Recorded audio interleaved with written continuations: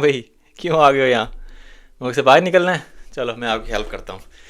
देखते हैं कि अगर आप पाकिस्तान में हैं और किसी भी वजह से आप पाकिस्तान से बाहर स्टडी करना चाहते हैं, उसकी कुछ वजूहत हो सकती हैं। आजकल वजूहत को चेंज भी हो गई हैं। एक वजह यह है कि आप बाहर वाकई स्टडी करना चाहते हैं।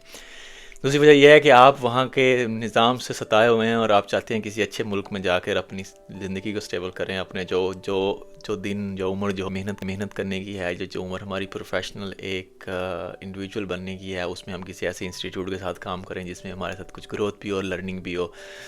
और कुछ सिर्फ इसलिए जाना चाहते हैं कि पाकिस्तान के निज़ाम से तंग आए हुए हैं, पाकिस्तान में जो हालात चल रहे हैं, जो आप देख सकते हैं, बल्कि बाकी कंट्रीज़ में भी ऐसा है, इंडिया में भी ऐसा हो सकता है। क्या वहाँ हालात से तंग आए हैं और आप आना चाहते हैं? और कुछ लोग सिर्फ इसलिए आना चाहते हैं कि वो अपनी फैमिली को सपोर्ट करना चाहते हैं और उनको कोई ऑप्शन नज़र नहीं आती और वो देखते हैं उनके दिल कुड़ता है, तो वो पाकिस्तान से बाहर आना चाहते हैं, इंडिया से बाहर आना चाहते हैं।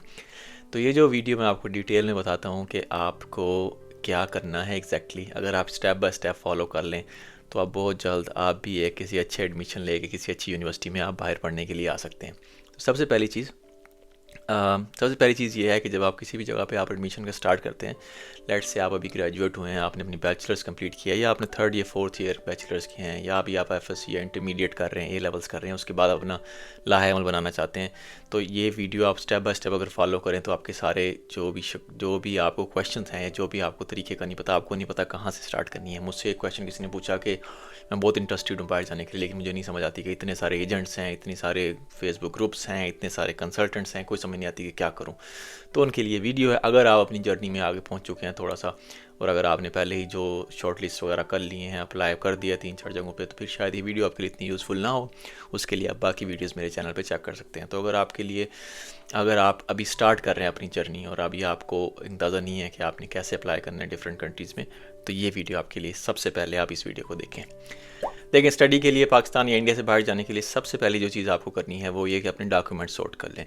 डॉक्यूमेंट्स में क्या है कि आपका पासपोर्ट अपना रेडी कराएं, उसके बाद आपके जो लास्ट डिग्री एग्जामिनेशन है उनमें सर्टिफिकेट्स और डीएमसी डिटेल्ड मार्क्स शीट से कहते हैं, वो अपनी रेडी करें। उसको यूनिवर्सिटी से अटेस्ट कराएं। पाकिस्तान में आप उसको एचईसी से अटेस्ट कराएं। अगर आप इंडिया में हैं तो वहाँ भी हायर एजुकेशन कमीशन का जो भी एक सिलसिला होता है उसको अटेस्ट कराएं। उसके बाद आप आइल्स की तैयारी करें और आइल्स दे लें। ये चीज़ें आपको करनी है। आप बहुत सारे स्टूडेंट्स ऐसे होते हैं जो पूछते हैं कि कोई ऐसे कंट्री है जहाँ आइल्स की ज़रूरत ना हो। ऐसे कंट्रीज़ हैं जहाँ आइल्स की ज़रूरत नहीं होती, वहाँ स्कॉलरशिप भी आपको शायद मिल जाए, लेकिन आइल्स ना देने की वजह से जो आपकी ऑप्शंस होती हैं वो बहुत लिमिटेड हो जाती हैं कि आप सिर्फ चंद एक कंट्रीज़ में अप्लाई कर सकते हैं। जब आप आइल्स या टोफल या कोई भी इंग्लिश टेस्ट दे लेते हैं तो आपकी बहुत सारी अपॉर्चुनिटीज़ हैं जहाँ आप अप्लाई कर सकते हैं।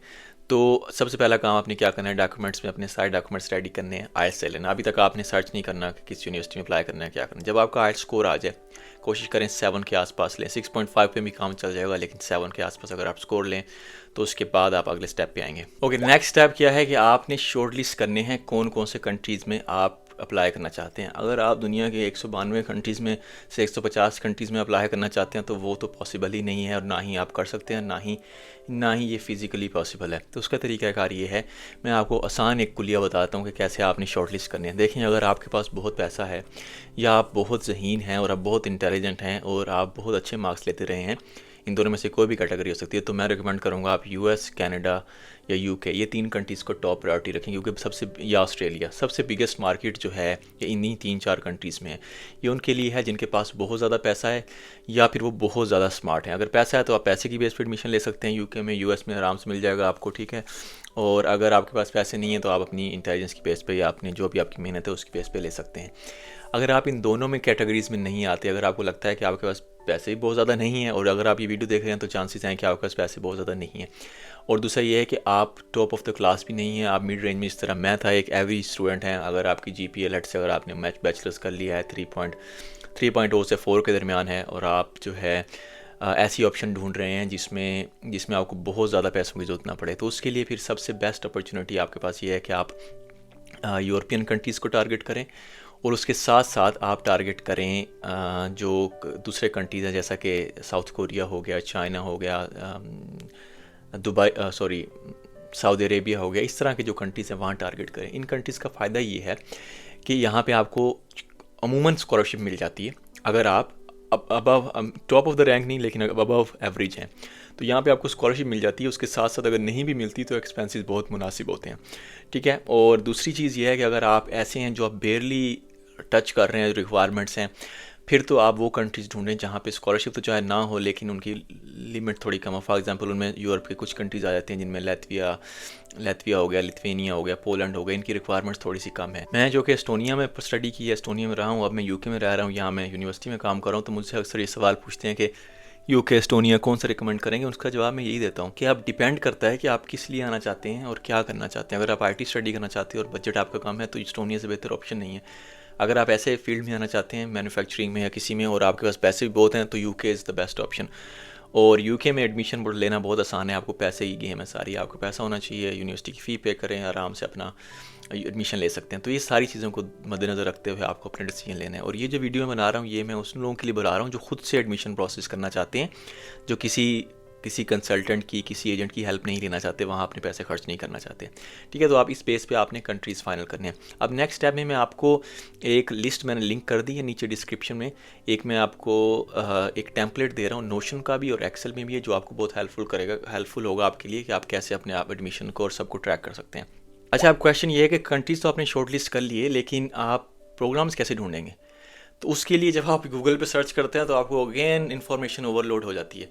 उसमें आपने ये करना है कि सबसे पहले आपने जो वेबसाइट चेक करनी है वो हैं जो स्टडी इन, ये ऑफिशियल वेबसाइट होती हैं। For example studyinEstonia.ee official website है, studyinfinland.fi ऑफिशियल वेबसाइट है, studyinSweden.se ऑफिशियल वेबसाइट है, studyinkorea.go.kr ऑफिशियल। तो आपने यही लिखना है, स्टडी इन आगे कंट्री का नाम, स्टडी इन आगे कंट्री का नाम, और कुछ ऑफिशियल होंगी कुछ नहीं होंगी। ठीक है, तो आपने वो ऑफिशियल उसका चेक करना है कि क्या वाकई ऑफिशियल है। अगर फॉर एग्जांपल आप studyinEstonia.info डाल देते हैं तो वेबसाइट की डोमेन मेरे पास है, तो आप मेरी वेबसाइट पे आ जाएंगे।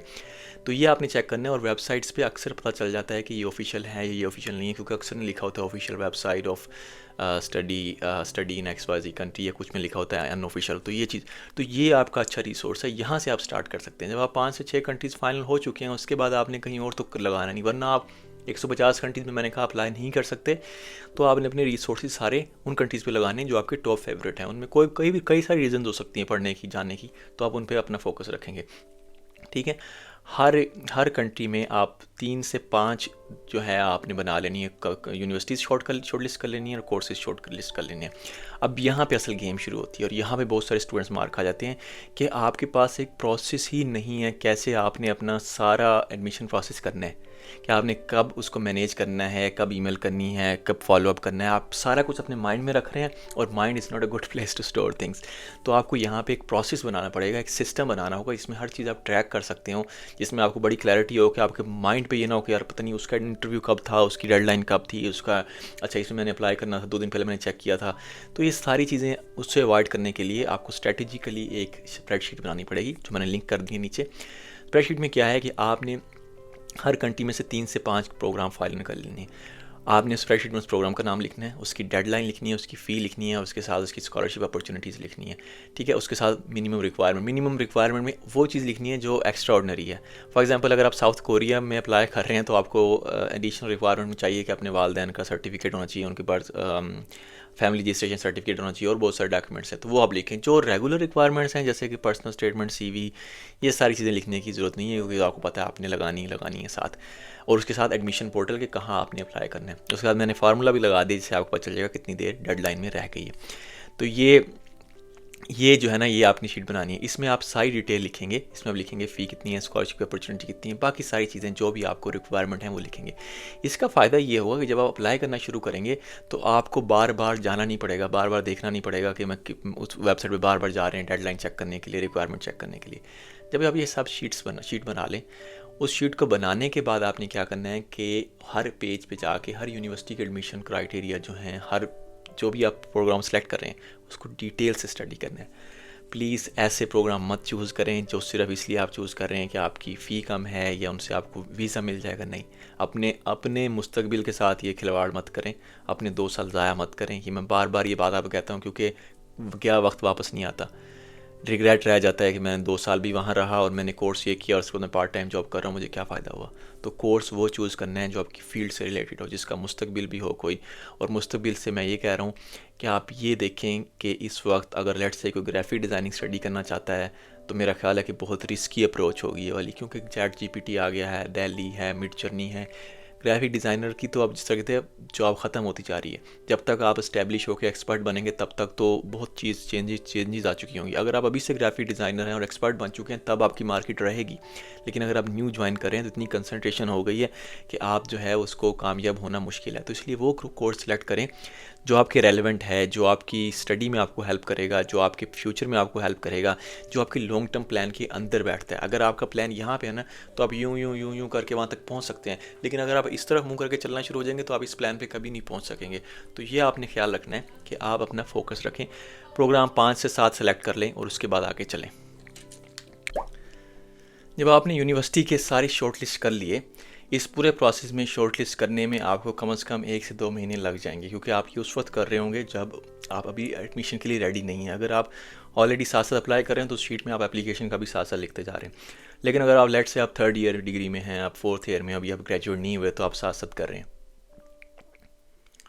तो जब आप अपने सारे प्रोग्राम शॉर्ट लिस्ट करेंगे उसके बाद आएगा एप्लीकेशन प्रोसेस, और एप्लीकेशन प्रोसेस से पहले जो चीज़ इंपॉर्टेंट है वो है आपकी सीवी और कवर लेटर। और मैंने इसको डॉक्यूमेंट्स के साथ इसलिए अटैच नहीं किया क्योंकि सीवी और कवर लेटर आपको तब लिखना है जब आपका कोर्स फाइनल हो जाए, क्योंकि एक कवर लेटर जो होता है वो हर कोर्स के लिए डिफरेंट होता है, जो सीवी होती है वो भी हर कोर्स के लिए डिफरेंट होगी, आप उसको ट्वीक करेंगे, चेंजेस करेंगे। तो जब आपने फाइनल कर लिया उसके बाद आप कवर लेटर्स लिखना शुरू कर दें, डिपेंडिंग किसकी डेडलाइन पहले है उसके लिए कवर लेटर लिखें, किसी को दिखा लें, वो अपने टीचर को दिखा लें, या किसी और आपका कोई दोस्त है जो अच्छी इंग्लिश है, जिसकी जो अच्छा लिख सकता है, उसको आप एक रिव्यू करा लें। मैंने भी गाइड बनाई है कवर लेटर राइटिंग की, मैंने पिछले 5 सालों में बहुत कवर लेटर्स रिव्यू किए, तो आप वो भी देख सकते हैं मेरे चैनल पे जाके, तो उसमें भी एक पूरी गाइड है। तो आप कवर लेटर और सीवी रेडी करेंगे, उसके बाद फिर एप्लीकेशन प्रोसेस आएगा। अब एप्लीकेशन प्रोसेस का ये है कि हर कंट्री का अलग एप्लीकेशन प्रोसेस होता है, लेकिन जनरल प्रोसेस ये होता है कि आप आसानी से जनरल प्रोसेस ये है कि आप यूनिवर्सिटी वेबसाइट पे जाएं, वहाँ पे अप्लाई पे क्लिक करें। अगर तो सेंट्रल पोर्टल है तो आपको सेंट्रल पोर्टल पे ले जाएगी, अगर आपकी इंडिविजुअल अप्लाई करना है तो एप्लीकेशन। तो यहाँ पे कोई परेशान होने की ज़रूरत नहीं है। आज के दौर में सारे एप्लीकेशन प्रोसेस ऑनलाइन होते हैं, सारा कुछ ऑनलाइन होता है, तो आप आसानी से वहाँ करें। और जो लास्ट बिट है, जब आप एप्लीकेशन के लिए अप्लाई कर रहे हैं, साथ साथ शीट अपडेट कर रहे हैं, अब जब एप्लीकेशन प्रोसेस आप शुरू कर देंगे तब आपको सबसे ज़्यादा मसले मसाइल होंगे। जो पहले मैंने इन्फॉर्मेशन दी वो तो बड़ी स्ट्रेट फॉरवर्ड है, उसमें आपको किसी की हेल्प नहीं चाहिए, लेकिन जब आप एडमिशन स्टार्ट करेंगे तब आपको हेल्प चाहिए होगी। उसमें हेल्प लेने का क्या तरीका है, फिर भी आपको किसी एजेंट, किसी कंसल्टेंट के पास जाने की ज़रूरत नहीं है। उसमें हेल्प लेने का एक सिंपल और आसान तरीका ये है कि आप जो मेरा वीकली सेशन होता है, संडे को होता है, हर संडे स्टूडेंट्स आते हैं, ज्वाइन करते हैं, क्वेश्चन पूछते हैं, मैं आंसर करता हूँ, फ्री होता है, इसमें कोई चार्जेस नहीं है, आप ज्वाइन कर सकते हैं। अगेन लिंक मैंने डिस्क्रिप्शन में दे दी। एक ऑप्शन ये। दूसरी ये है कि अब आप किसी ऐसे स्टूडेंट को ढूंढें जो वहाँ स्टडी कर रहा है, जो वहाँ पहले कर चुका है, या आप किसी स्कॉलरशिप ग्रुप में पोस्ट करें। और जब भी आप किसी स्टूडेंट को ईमेल कर रहे हैं, मैसेज कर रहे हैं, प्लीज़ ये जहन में रखिए कि उसके पास पहले ही बहुत सारे मैसेजेस ईमेल्स आते हैं। तो कोई भी ऐसा चीज़ जो आप पूछ रहे हैं जिस पे उसे बहुत ज़्यादा टाइम लगेगा करने में, वो नहीं करेगा या करेगी। ठीक है, मुझे आते हैं फॉर एग्जांपल मैसेज आते हैं, hey I want to study in Estonia, that's it, okay great, good luck. अब मैं इसके अलावा और क्या कहूँ, hey can you help me study in Estonia. अब अगेन मैं क्या इसका जवाब दूँ। ठीक है, तो अगर आप क्वेश्चन है आपको, मैं आपको देता हूँ कैसे आप लिखेंगे। Hey I want to study in Estonia, I have applied, I just have one question, need 1 minute of your time, I know it's important, can you please let me know XYZ। जो भी आपका question है, I will be really thankful, that's it. अगले को appreciate करें, वो आपके लिए टाइम निकाल रहा है, और उस पर फिर अपना घमंड ना दिखाएं कि अच्छा नहीं देखो कितना मगरूर है, रिप्लाई नहीं करता। मुझे बहुत सुनने को मिलता है, हालांकि मेरी कोशिश होती है कि जितना हो सके मैं रिप्लाई करता हूँ। और जब से अब मैंने ये सेशन शुरू किया, वीकली फ्री सेशन संडे को, तब से ही कुछ कम हुए हैं कंप्लेंट्स, वरना तो ये होता था कि ये रिप्लाई नहीं कर रहा, क्योंकि एक स्टूडेंट जाके भी स्ट्रगल कर रहा होता है अपने नए एनवायरनमेंट में, नई जगह पे। तो ये चीज़ आपने ख्याल रखनी है, make it as easy as possible for them to answer. ठीक है, यहाँ पे ये इस तरह कर सकते हैं। दूसरा, स्कॉलरशिप नेटवर्क्स में पोस्ट कर सकते हैं। Again be very careful, posting वहाँ पे भेजा, पोस्ट में आप अपना डिस्ट्रैक्ट हो रहे हैं। जो काम आपको अपने कवर लेटर पे फोकस करना है, जो आपने इंटरव्यू की तैयारी करनी है, वो आप उल्टे सीधे सवालों में गुजार रहे हैं। ऐसा ना करें, अपनी पूरी रिसर्च करें। वो जब आपके पास शीट होगी, आपको पता होगा इसमें ये मुझे क्वेश्चन, उसके अंदर क्वेश्चन भी लिखते हैं।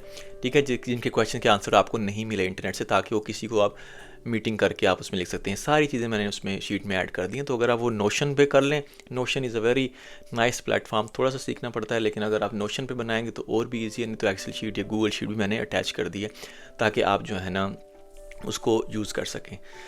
तो ये आप जब आप एप्लीकेशन सेंड कर दें, उसके बाद जब ये क्वेश्चन आए तो फिर या सेशन ले लें या कर लें, और with in a year and year is not a long time, with in a year आपका कहीं ना कहीं किसी अच्छी यूनिवर्सिटी में एडमिशन हो जाएगा। जो चीज़ लोग स्ट्रगल करते हैं वो ये कि उनके पास कोई प्लान नहीं होता, बगैर प्लान के आप कुछ भी नहीं कर पाते, ठीक है।